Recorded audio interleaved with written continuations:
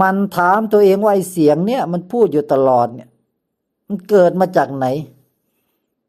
มโนภาพเกิดมาจากไหนอารมณ์เกิดมาจากไหนอาการที่รู้อยู่นี้เกิดมาจากไหนทุกอย่างมันมีเหตุทุกอย่างมันมีที่เกิดทั้งสิ้น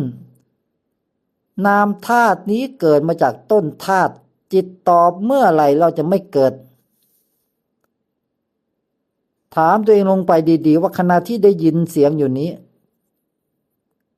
เขาได้ยินของเขาเองใช่หรือไม่มันไม่ต้องตั้งใจได้ยินเห็นไหมว่ามันได้ยินเองไม่ต้องตั้งใจได้ยินมันก็ได้ยินไม่ต้องตั้งใจที่จะเห็นมันก็เห็นไม่ต้องตั้งใจจะได้กลิ่นมันก็ได้กลิ่น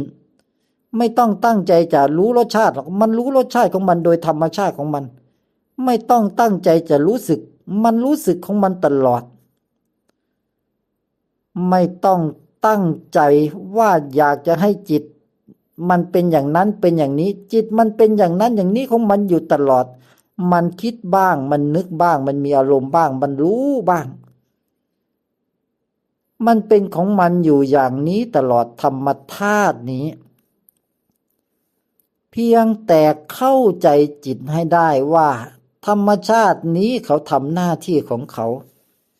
จิตตาสังขารหรือเรียกว่านามธาตุนี้เขาก็เพิ่มปรุงแต่งของเขาอยู่อย่างนี้เพียงแค่จิตซึ่งเป็นธาตุต้นกำเนิดนี้ตื่นรู้เห็นจิตตาสังขารนี้ให้ได้เข้าใจอาการกระเพื่อมปรุงแต่งนี้ให้ได้ว่าอาการเหล่านี้เขาเป็นแต่เพียงอาการเขาปรากฏขึ้นมาตามเหตุปัจจัยแล้วเขาก็สลายไปเมื่อหมดเหตุปัจจัยไร้ตัวไร้เจ้าของนี่คือพุทธศาสนาเป็นเรื่องของการไม่เกิดเป็นเรื่องของการเห็นธรรมในธรรมเห็นความเป็นอนัตตาในสภาวธรรม